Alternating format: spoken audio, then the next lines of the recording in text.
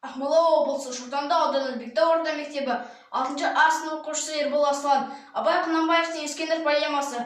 Осы жұрт Ескендірді білмекен, Македония шаһары оған мекен, Филипп патша баласы ергөңілді, мақтан сүйгіш қызғаншақ адам екен. Филипп өлді, Ескендір патша болды, жасы әрең 21-ге толды.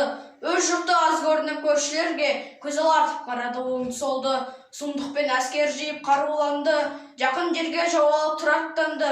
Көп елді күтінбеген қырды жойды, ханды өлтіріп қаласын тартып алды. Жазасы жақын елдің бәрін шапты, дарияның суындай қандар ақты. Шапқан жердің бәрінде бодан қылып, үкіметін қолына тартып алды. Ескендір елді алмаған хан қоймады, алған сайын көңілі бір тоймады. Арана барған сайын қатты ашылып, жердің жүзін алуға ойлады.